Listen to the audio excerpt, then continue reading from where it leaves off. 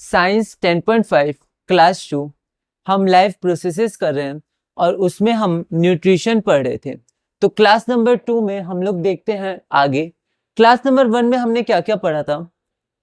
तो class number 1 में हमने देखा था कि हमें क्या क्या पढ़ना है। तो बेसिकली 4 लाइफ प्रोसेसेस हमें पढ़ने हैं। पहला न्यूट्रिशन, फिर रेस्पिरेशन, फिर ट्रांसपोर्टेशन और फिर एक्सक्रीशन।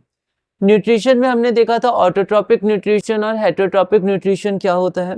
उसके बाद फोटोसिंथेसिस देखा था हमें क्या क्या चाहिए। तो हमें 4 बेसिक चीजें चाहिए, 4 इंपॉर्टेंट चीजें, CO2, H2O और सनलाइट और क्लोरोफिल। क्लोरोफिल जो सनलाइट को एब्जॉर्ब करेगा।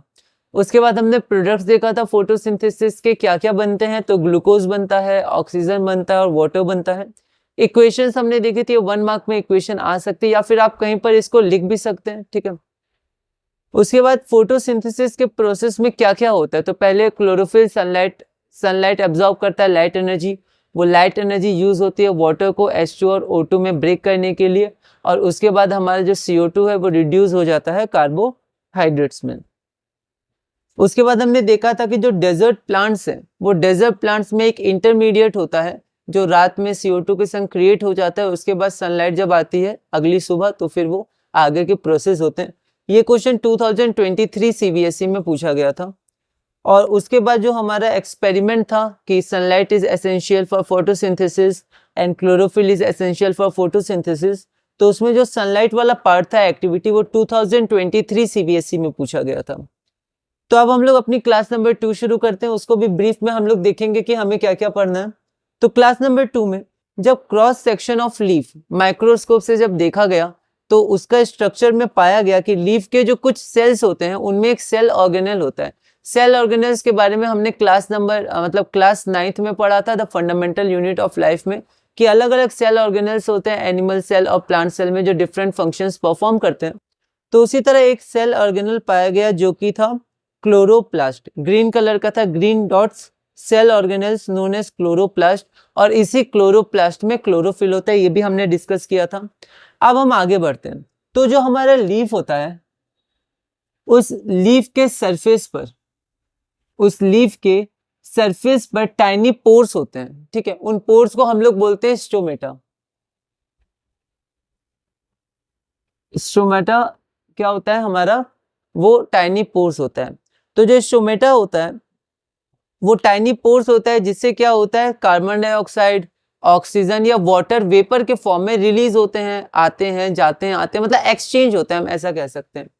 तो यहाँ पर अगर हम लोग लीफ ड्रॉ करें तो यहाँ पर कुछ टाइनी पोर्स होते हैं जिससे एक्सचेंज होते हैं। तो इससे जो वाटर होता है वाटर ट्रांसपिरेशन में बाहर जाता है, ठीक है। और फिर हम लोग बोल सकते हैं कि जो कार्बन डाइऑक्साइड होता है वो अंदर जाता है जब फोटोसिंथेसिस करना होता है लीफ को। फिर ऑक्सीजन बाहर जाता है फोटोसिंथेसिस के समय, ठीक है। तो ऐसे एक्सचेंज होते हैं गैसेस। अब ये जो पोर्स होते हैं तो इन पोर्स से गैसेस का एक्सचेंज होता है फोटोसिंथेसिस के लिए, ठीक है। लीफ के सरफेस पर टाइनी पोर्स होते हैं जिन्हें हम स्टोमेटा कहते हैं। और सिर्फ लीव्स पर नहीं होते, वे स्टेम्स पर और जो एरियल पार्ट्स होते हैं, मतलब रूट, मतलब जो ग्राउंड है, ग्राउंड के नीचे नहीं, ग्राउंड के ऊपर जो पार्ट्स होते हैं एरियल पार्ट्स, उनमें भी स्टोमेटा पाया जाता है। लीव्स के साथ साथ स्टेम्स और रूट्स के सरफेस में भी गैसेस का एक्सचेंज होता है। और जो स्टोमेटा है वो स्टेम्स में भी पाया जाता है और अदर एरियल पार्ट्स में भी पाए जाते हैं जो ग्राउंड के ऊपर के पार्ट्स होते हैं। उसके बाद हमारा स्टोमेटा क्या होता है वो 2020 में क्वेश्चन आया था। और 2019 में क्वेश्चन आया हुआ है 2019 में स्टोमेटा का डायग्राम, ये बहुत इंपॉर्टेंट है। तो जो स्टोमेटा है इसका जो डायग्राम है वो बहुत इंपॉर्टेंट है, इससे क्वेश्चंस पूछे गए हैं। तो इसमें क्या होता है, इसमें अगर मैं ऐसे ही रफ में एक बार ड्रॉ करूं तो ऐसे करके कुछ होता है, तो ऐसे। तो यहाँ पर ये क्या होता है, ओपन होता है, ठीक है। जब ये क्लोज होता है तो ये गार्ड सेल्स क्या करते हैं, ऐसे श्रिंक कर जाते हैं। तो ये गार्ड सेल्स होते हैं ये दोनों, और जो गार्ड सेल्स होते हैं वो कंट्रोल करते हैं स्टोमेटा ओपन होगा या क्लोज होगा। तो अगर ये ओपन है तो यहाँ पर एक्सचेंज होता है, स्टोमेटल पोर है। और फिर जब ज्यादा एक्सचेंज नहीं चाहिए, ठीक है, मतलब कार्बन डाइऑक्साइड नहीं चाहिए, तो ये क्लोज हो जाते हैं, क्योंकि क्या होता है वाटर लॉस होता है इनमें से। तो ज्यादा वाटर लॉस ना हो इसलिए ये क्लोज हो जाते हैं। तो एक क्वेश्चन पूछा गया था 2025 में पूछा गया था कि जो गार्ड सेल्स होते हैं वो कैसे कंट्रोल करते हैं opening and closing of stomatal pore. तो वो लोग वाटर मतलब वाटर जब फ्लो होता है तो वो स्वेल कर जाते हैं, फूल से जाते हैं, तो जो स्टोमेटल पोर होता है वो खुल जाता है, तो वहां से एक्सचेंज होता है, और जब वो श्रिंक कर जाते हैं तो ये क्लोज हो जाता है। तो amount of water flowing in guard cell ऐसे करके एक ऑप्शन आया था। Since large amount of water can be lost through these stomata, the plant closes these pores when it does not need CO2 for photosynthesis. तो जब photosynthesis नहीं करना होता है या CO2 हमें नहीं चाहिए फोटोसिंथेसिस के लिए, तो ये क्या करते हैं, श्रिंक हो जाते हैं, जिससे जो हमारा स्टोमेटल पोर होता है वो क्लोज हो जाता है। गार्ड सेल स्टोमाटा के ओपनिंग और क्लोजिंग को कंट्रोल करते हैं। उसके बाद हम लोग आगे बढ़ते हैं। अगला हमारे पास है water flows into guard cells. तो जब वाटर गार्ड सेल्स में फ्लो करता है तो गार्ड सेल्स स्वेल हो जाते हैं, जिससे स्टोमेटल पोर ओपन हो जाता है, और गार्ड सेल्स श्रिंक हो जाते हैं जब स्टोमेटल पोर क्लोज हो जाता है। तो वाटर का flow, amount of water in guard cells, ये डिसाइड करते हैं, या हम कहते हैं कंट्रोल करते हैं। 2025 में ये क्वेश्चन पूछा गया था एमसीक्यू में। प्लांट्स को ग्रोथ के लिए, अपनी बॉडी को बिल्ड करने के लिए और भी चीजें चाहिए, जैसे उसको एनर्जी तो चाहिए, ग्लूकोज चाहिए, है ना, स्टार्च में जो वो रखता है, तो जब भी एनर्जी चाहिए होती है या फिर कुछ फंक्शन करना होता है, कुछ मतलब एनर्जी चाहिए होती है कुछ एक्टिविटी के लिए, तो वो जो स्टार्च है, जो स्टोर है, उससे एनर्जी मिल जाती है, ग्लूकोज ले लेता है। लेकिन इसके अलावा प्लांट्स को और भी चीजें चाहिए अपार्ट फ्रॉम एनर्जी, अपनी बॉडी को बिल्ड करने के लिए और भी मटेरियल्स जो मिनरल्स होते हैं बेसिकली। तो एक तो हमें मिनरल्स चाहिए, वाटर भी चाहिए, वाटर रूट से मिल जाता है, ठीक है, और मिनरल्स भी चाहिए। मिनरल्स में क्या क्या चाहिए, तो नाइट्रोजन सबसे important, nitrogen, phosphorus, iron, magnesium, ये सब भी मिनरल चाहिए जो उसे सॉइल से मिलता है। अब जो नाइट्रोजन होता है, वो नाइट्रोजन क्या होता है कि it is used in the synthesis of protein. Protein amino acid से बनता है। प्रोटीन्स बहुत ही इंपॉर्टेंट है, बहुत ज्यादा इंपॉर्टेंट है। जब हम लोग 11th 12th या आगे आप स्टडी करिएगा बायोलॉजी को या बायोकेमिस्ट्री, जो डोमेन मिल जाते हैं बायोकेमिस्ट्री में, उसमें तो प्रोटीन का जो स्ट्रक्चर होता है वो बहुत ही इंपॉर्टेंट है। तो प्रोटीन्स बने होते हैं एमिनो एसिड से, ये 12th में पढ़ना है। जैसे केमिस्ट्री के रेस्पेक्ट में बताऊं तो हमें 12th में इसे पढ़ना है, एमिनो एसिड से बने होते हैं, उनके स्ट्रक्चर्स कितने तरह के होते हैं, कितने तरह के नहीं होते, ऑर्गेनिक केमिस्ट्री का बेसिकली पार्ट है। और तो एमिनो एसिड, उसमें नाइट्रोजन होता है, तो nitrogen is very important for the synthesis of proteins and other compounds. Nitrogen से और कंपाउंड्स भी बनते हैं। और भी कुछ इंफॉर्मेशंस दी हुई हैं एनसीईआरटी में, पर मैंने वो यहाँ नहीं लिखी, आप एनसीईआरटी की रीडिंग कर सकते हैं। उसके बाद अब हम लोग चलते हैं हेटेरोट्रॉपिक न्यूट्रिशन में। तो हमने अभी तक ऑटोट्रॉपिक न्यूट्रिशन के बारे में देखा, अब हम लोग क्या करते हैं, हेटेरोट्रॉपिक न्यूट्रिशन के बारे में कुछ कुछ समझते हैं। हेटेरोट्रॉपिक स्पेलिंग का आप ध्यान दीजिएगा, वर्ड्स को अच्छे से बनाइएगा। हेटेरोट्रॉपिक, और यहाँ आपका न्यूट्रिशन आ गया, हेटेरोट्रॉपिक न्यूट्रिशन। तो हेटेरोट्रॉपिक न्यूट्रिशन अलग अलग तरह से अलग अलग ऑर्गेनिज्म जो फूड लेते हैं उसको डाइजेस्ट करते हैं, ठीक है, अलग अलग वेज होते हैं फूड को लेने का। एक पैरासाइट्स होते हैं। अब इस पैरासाइट्स के एग्जांपल 2025 सीबीएसई में पूछे गए हैं। तो पैरासाइट्स क्या होते हैं, जो दूसरे एनिमल्स या प्लांट से न्यूट्रिशन को लेते हैं, खाने को लेते हैं खुद को जीवित रखने के लिए दूसरों से, और उनको वो किल नहीं करते हैं, ठीक है, उनको मारते नहीं है, पर फिर भी उनके न्यूट्रिशन से जो वो लेते हैं अपनी तरह से, उनसे वो अपना न्यूट्रिशन भी ले लेते हैं, ठीक है। तो वो ऑर्गेनिज्म को हम लोग पैरासाइट्स कहते हैं, जो किसी और से खुद लेते हैं न्यूट्रिशन, ठीक है, विदाउट किलिंग देम, दूसरों को। तो this type of nutrition is known as parasitic nutrition and this parasitic nutritive strategy is used by. तो ये जो पैरासाइटिक न्यूट्रिटिव स्ट्रेटेजी होती है, स्ट्रेटेजी कौन यूज करते हैं, तो कस्क्यूटा का एग्जांपल पूछा गया था 2025 में कि इनमें से कौन पैरासाइटिक न्यूट्रिशन फॉलो करता है। तो कस्क्यूटा को अमर बेल भी कहते हैं, और साथ में टिक्स, लाइस, लीचेस, टेपवर्म्स जो एनसीईआरटी में दिया गया है। अब अलग अलग ऑर्गेनिज्म्स में डाइजेस्टिव सिस्टम अलग अलग होता है depending on their body structure and organs. तो एक ऑर्गेनिज्म में क्या बॉडी स्ट्रक्चर है, उसके क्या ऑर्गन से स्पेशलाइज्ड है कि नहीं है, सिंगल सेल्ड है, मल्टी सेलुलर है, यूनिसेलुलर है, तो इन सब पे डिपेंड करता है कि कैसे वो अपने फूड को डाइजेस्ट करता है। डाइजेस्ट मतलब जो कॉम्प्लेक्स फूड हम लोग लेते हैं उसको तोड़ के बहुत छोटे छोटे मॉलिक्यूल्स में या सिंपलर शुगर्स में इसमें ब्रेक कर देना, ये डाइजेशन होता है। फिर उसके बाद वो एब्जॉर्ब होते हैं, मतलब ब्लड के द्वारा, और फिर सेल्स में जाते हैं, फिर वहां पर रेस्पिरेशन में, फिर आगे के प्रोसेसेस होते रहते हैं, एनर्जी रिलीज होती है in the form of ATP. तो ये सब आगे होते हैं, लेकिन जो ऑर्गेनिज्म्स होते हैं अलग अलग, उनके डाइजेस्टिव सिस्टम अलग अलग होते हैं depending on the body structure and organs, ठीक है। उसके बाद जो हम लोग देखते हैं सिंगल सेल ऑर्गेनिज्म। तो सिंगल सेल ऑर्गेनिज्म कौन कौन से होते हैं? बैक्टीरिया हो गया, उसके बाद अमीबा हो गया, उसके बाद आपका पैरामीशियम हो गया, और भी टाइप के होते हैं, पर यहाँ पर हमें बेसिकली अमीबा और पैरामीशियम के बारे में देखना है। उसमें भी अमीबा बहुत इंपॉर्टेंट है क्योंकि अमीबा से रिलेटेड क्वेश्चन पूछे गए हैं।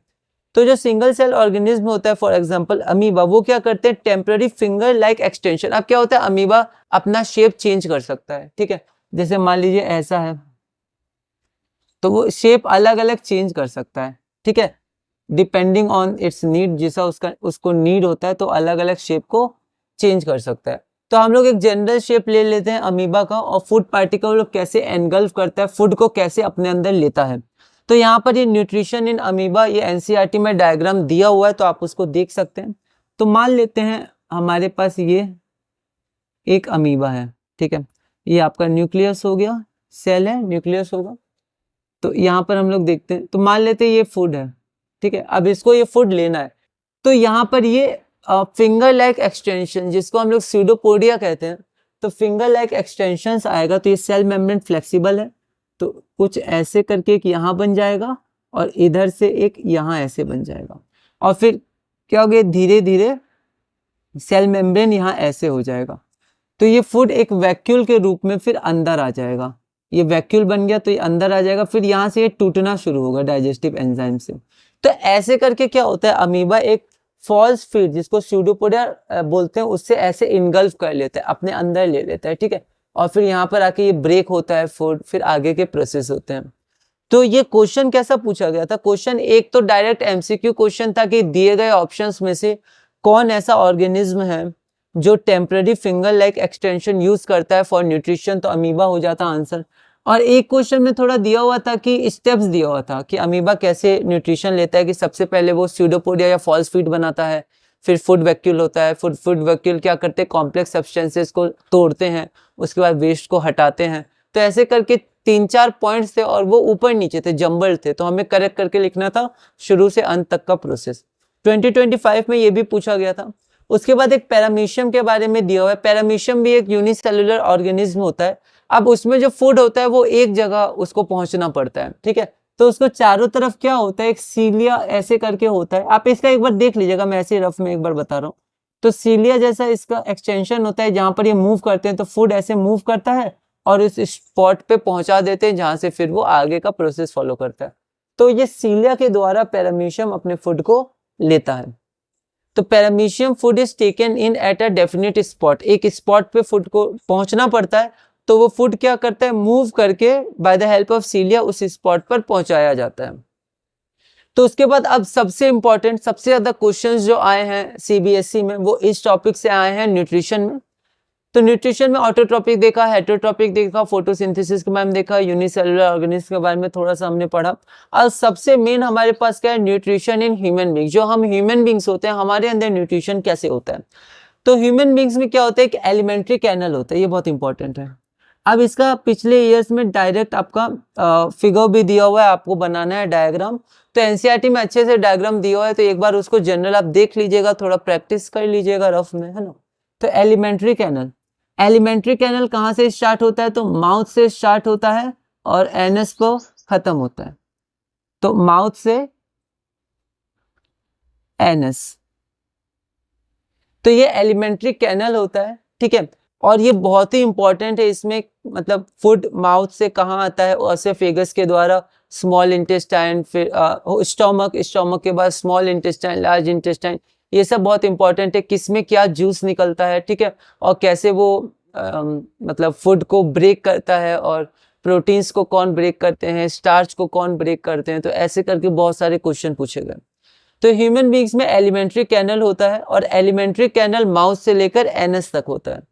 एलिमेंट्री कैनल में अलग अलग पार्ट्स और रीजन्स होते हैं जो फूड को डाइजेस्ट करते हैं, क्योंकि जो फूड होता है उसके अंदर न्यूट्रिएंट्स होते हैं, carbohydrates, fats, proteins, vitamins, minerals और भी होते हैं, ठीक है। तो ऐसे बेसिक कुछ न्यूट्रिएंट्स होते हैं, तो ये क्या होते हैं, ब्रेक हो जाते हैं फूड में। जो हम लोग फूड लेते हैं उसके अंदर सब होता है, तो धीरे धीरे ब्रेक होते चले जाते हैं। तो एलिमेंट्री कैनल में अलग अलग पार्ट्स और रीजन्स होते हैं जो फूड को डाइजेस्ट करने के लिए अलग अलग फंक्शन परफॉर्म करते हैं। तो जो फूड है, फूड सबसे पहले माउथ में जाता है। तो हम लोग यहाँ पर देख सकते हैं कि जो हमारा फूड होता है सबसे पहले हम लोग उसको माउथ से ले लेते हैं। तो फूड जाता है आपका माउथ में। माउथ को बकल कैविटी भी लिखा हुआ है एनसीईआरटी में, बकल कैविटी में जाता है। अब यहाँ पर जो माउथ होता है वहां पर हम जानते हैं टिथ होते हैं। तो टिथ क्या करते हैं, उस फूड को क्रश कर देते हैं, क्योंकि डाइजेशन में ये मदद करता है कि जो फूड है उसको हम लोग एक क्या बोले स्मूथ टेक्सचर दे दें, या फिर एलिमेंट्री कैनल में अलग अलग पार्ट्स और रीजन्स होते हैं जो फूड को डाइजेस्ट करने में मदद करते हैं। ठीक है, फूड को टिथ से स्मॉल पार्टिकल्स में हम लोग ब्रेक करते हैं और उसको सेम टेक्सचर दे सकते हैं, मतलब सब छोटा छोटा आराम से। इसलिए मतलब हम लोग जब दांत से चबाते हैं तो उसको बोलते हैं अच्छे से चबाने, क्योंकि वो क्या करता है कि स्मॉल और सेम टेक्सचर दे देता है, तो फिर पचने में आसानी होती है। ठीक है, और उसके साथ एक और रीजन होता है कि जब हम लोग माउथ में फूड को खाते हैं तो खाने में क्या होता है फिर थूक मतलब सलाइवा। तो सलाइवा से वो क्या होता है वेट हो जाता है। तो एलिमेंट्री कैनल में क्या होते हैं स्मूथ मसल्स होते हैं, तो उनके लिए फूड को वेट होना जरूरी है ताकि वो आसानी से पास कर पाए। ठीक है, एक और रीजन होता है कि सलाइवा में क्या होता है सलाइवरी एमाइलेज होता है। अब क्या होता है जो फूड होता है, तो फूड को हम लोग दांतों से अच्छे से चबा लेते हैं। तो जब हम लोग दांतों से अच्छे से फूड को चबा लेते हैं तो छोटे छोटे दानों में या फिर छोटे छोटे टेक्सचर में फ्लूइड में वो कन्वर्ट हो जाता है। लेकिन क्या होता है उसको और ब्रेक होना पड़ता है स्मॉलर मॉलिक्यूल्स में। तो और ब्रेक कौन करते हैं, तो एंजाइम्स करते हैं। एंजाइम्स होते हैं बायो कैटलिस्ट, मतलब क्या करते हैं कि वो जो फूड है उसको स्मॉलर मॉलिक्यूल्स में, और भी कई जगह एंजाइम्स काम आते हैं, वो क्या करते हैं स्मॉल मॉलिक्यूल्स में तोड़ देते हैं कॉम्प्लेक्स मॉलिक्यूल्स को। ठीक है, तो food broken down into smaller molecules if it is to be absorb by the alimentary canal. तो अगर एलिमेंट्री कैनल में वो स्टोमक में स्मॉल इंटेस्टाइन में एब्जॉर्ब होना है उसको, तो उसको और छोटे छोटे मॉलिक्यूल्स में टूटना पड़ेगा। तो सिर्फ दांत हमारा उतने छोटे मॉलिक्यूल्स में नहीं तोड़ पाता है, उसके लिए हमें सलाइवरी एमाइलेज चाहिए जो हमारी सलाइवा में होता है। तो सलाइवा में जो सलाइवरी ग्लैंड्स होते हैं, सलाइवरी ग्लैंड्स सलाइवा को रिलीज करते हैं, और सलाइवा में सलाइवरी एमाइलेज होता है एंजाइम जो फूड को और स्मॉलर मॉलिक्यूल्स में ब्रेक करता है। तो सलाइवा, तो यहाँ हम लोग देख सकते हैं कि हमारे पास सलाइवरी ग्लैंड्स होते हैं। ये ग्लैंड्स सलाइवा को सेक्रीट करते हैं, और इस सलाइवा में होता है सलाइवरी एमाइलेज। और सलाइवरी एमाइलेज क्या होता है, एक एंजाइम होता है जो फूड को स्मॉलर मॉलिक्यूल्स में तोड़ता है। ठीक है, तो food has to be broken into smaller molecules if it is to be absorb by the alimentary canal, and this is done with the help of enzymes. Enzymes तोड़ते हैं food को smaller molecules में, और saliva में जो enzyme होता है उसका नाम सलाइवरी एमाइलेज होता है, और ये सलाइवरी एमाइलेज स्टार्च को ब्रेक करता है। ठीक है, जैसे फूड में स्टार्च जो होता है, हमने स्टार्च देखा वो ग्लूकोज का ही पॉलीमर होता है, तो वो स्टार्च में ब्रेक करता है फूड को। ब्रेक मतलब स्टार्च को और ज्यादा ब्रेक करता है। तो फूड में जो स्टार्च होता है वो स्टार्च को और सिंपलर मॉलिक्यूल्स में ब्रेक करता है। तो सलाइवरी एमाइलेज क्या होता है, वो फूड को या फूड में जो स्टार्च होता है उस स्टार्च को सिंपल शुगर में कन्वर्ट करता है। अब 2025-2023 में इससे रिलेटेड क्वेश्चन आए थे कि सलाइवा को कौन सिक्रीट करते हैं, तो सलाइवरी ग्लैंड्स। या सलाइवरी ग्लैंड्स क्या सिक्रीट करते हैं, तो सलाइवा। सलाइवा में कौन सा एंजाइम होता है जो मदद करता है डाइजेशन में, तो सलाइवरी एमाइलेज। सलाइवरी एमाइलेज क्या काम करता है, तो वो स्टार्च को जो पॉलीमर होता है, कॉम्प्लेक्स मॉलिक्यूल होता है, उसको सिंपल शुगर में कन्वर्ट करता है, क्योंकि एंजाइम्स होते हैं वो सिंपलर सब्सटेंसेस में कन्वर्ट करते हैं, तोड़ देते हैं स्मॉलर मॉलिक्यूल्स में। तो salivary amylase breaks down starch to give simple sugar. एक और क्वेश्चन ऐसे आया था कि अगर सलाइवा ना हो माउथ में या फिर सलाइवा ना मिले फूड को, तो फिर क्या दिक्कत आएगी। तो सबसे पहले क्या होगा कि सलाइवा नहीं मिलने पे फूड क्या होगा, वेट नहीं होगा। ठीक है, तो अगर फूड वेट नहीं होगा तो फिर यहाँ पर दिक्कत आ जाएगी। एलिमेंट्री कैनल में स्मूथ मसल्स होते हैं, तो वेट होना बहुत जरूरी है। दूसरा जो इंपॉर्टेंट है कि जो सलाइवरी एमाइलेज है वो स्टार्च को तोड़ देता है सिंपल शुगर में, और फूड का डाइजेस्ट होना मतलब यही होता है, जो कॉम्प्लेक्स सब्सटेंसेस हम लोग खाते हैं तो उसके अंदर जो कॉम्प्लेक्स ऑर्गेनिक सब्सटेंसेस मॉलिक्यूल्स होते हैं उनको सिंपलर मॉलिक्यूल्स में तोड़ना, फिर एब्जॉर्ब करना, और फिर आगे के प्रोसेस होते हैं, तो उसी को डाइजेशन हम लोग कहते हैं। तो अगर माउथ में डाइजेशन नहीं होगा, अगर मुंह में स्टार्च सिंपल शुगर में नहीं टूटेगा, तो फिर उसको किसको करना होगा ये काम? स्टोमक को करना होगा।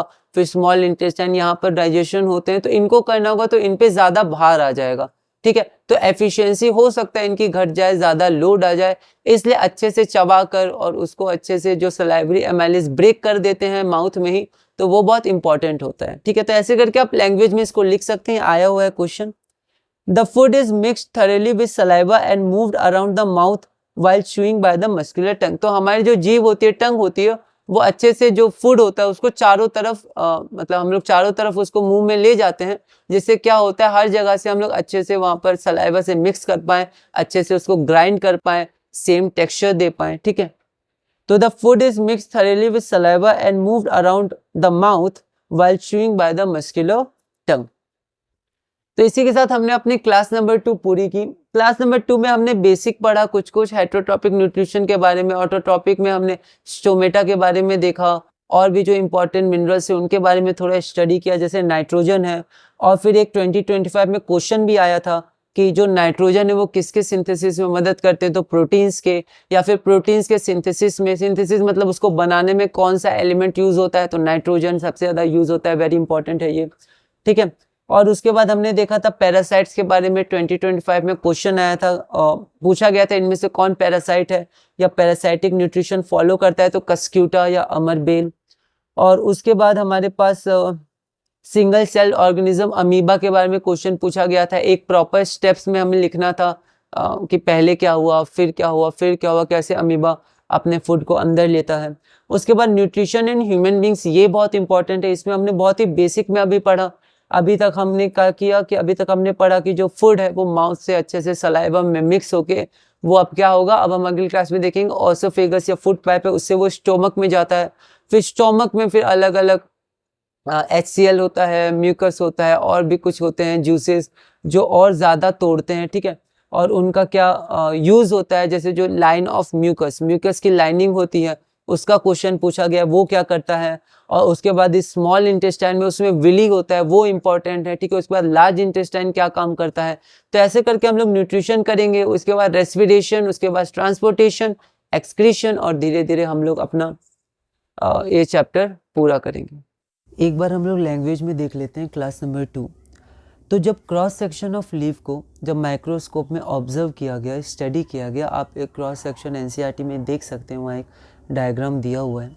तो वहाँ पर लीफ में पाया गया कि उसके जो कुछ सेल्स होते हैं उसमें ग्रीन डॉट्स हैं। अब ये ग्रीन डॉट्स सेल ऑर्गेनेल्स होते हैं, सेल ऑर्गेनेल्स सेल में प्रेजेंट होते हैं, क्लास 9th में हमने देखा था। अलग अलग होते हैं जो सेल में अलग अलग फंक्शंस परफॉर्म करते हैं। तो ये जो सेल ऑर्गेनेल्स होते हैं वो एक अलग अलग होते हैं। तो इसमें एक सेल ऑर्गेनेल्स देखा गया ग्रीन डॉट में, जिसका नाम क्लोरोप्लास्ट था। तो ग्रीन डॉट की तरह वो दिख रहा था, उसको क्लोरोप्लास्ट कहा गया। उस क्लोरोप्लास्ट में ही पिगमेंट्स रहते हैं जो ग्रीन कलर देते हैं, वो आपका क्लोरोफिल होते हैं। अब लीफ के सरफेस पर टाइनी पोर्स होते हैं जिन्हें हम स्टोमेटा कहते हैं। 2020 में पूछा गया था व्हाट इज स्टोमेटा, और भी क्वेश्चन थे पर एक जनरल क्वेश्चन पूछा गया था। तो सरफेस ऑफ लीव्स में टाइनी पोर्स होते हैं जिसे हम स्टोमेटा कहते हैं। अब इन पोर्स से क्या होता है, गैसेस का एक्सचेंज होता है, मतलब गैसेस अंदर बाहर होते हैं, ठीक है। फोटोसिंथेसिस में जैसे हम लोग देख सकते हैं CO2, O2, H2 ट्रांसपिरेशन जब होता है तो वेपर फॉर्म में रिलीज होता है वाटर, ठीक है। तो लीव्स के साथ साथ स्टेम्स और रूट्स के सरफेस से भी गैसेस का एक्सचेंज होता है। जहाँ तक रूट्स की बात हुई, रूट्स में स्टोमेटा तो नहीं होता है, लेकिन जो स्टेम्स होता है, जो एरियल पार्ट्स होते हैं, जो ग्राउंड के ऊपर होते हैं, उनमें स्टोमेटा पाया जाता है।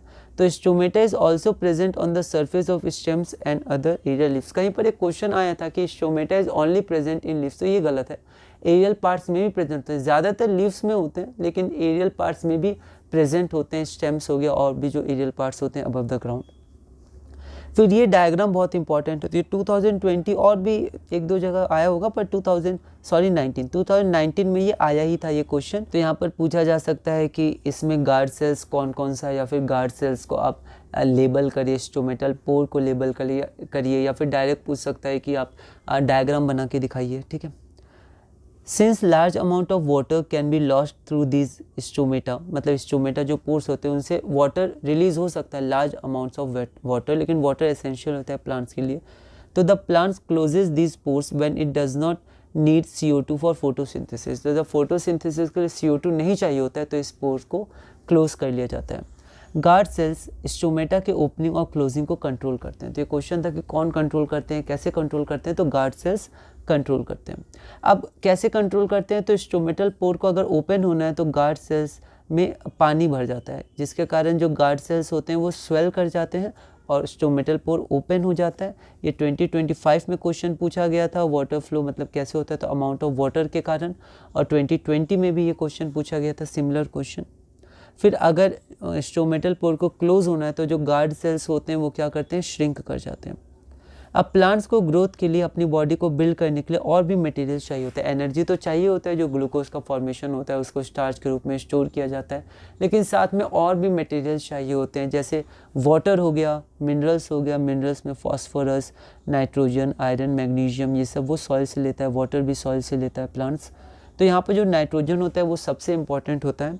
तो nitrogen is used for the synthesis of proteins and other compounds, बहुत इंपॉर्टेंट है। आप आगे अगर साइंस को कंटिन्यू करते हैं और स्पेसिफिकली बायो या फिर जो केमिस्ट्री डोमेन होता है, बायो केमिस्ट्री, इन सब में तो आपको बहुत ही डिटेल में इन सब की स्ट्रक्चर्स जाननी है, क्या क्या होता है, नहीं होता है। उसके बाद हम लोग अब अपना अगला टॉपिक देखते हैं, हेट्रोट्रॉपिक न्यूट्रिशन। तो इसमें पैरासाइट्स कौन होते हैं? Parasites are organisms that derive या फिर ऐसे लिख सकते हैं, some organisms derive nutrition from plants और एनिमल्स विदाउट किलिंग देम। उन्हें किल किए बिना वो अपना न्यूट्रिशन लेते हैं और जीवित खुद भी रहते हैं।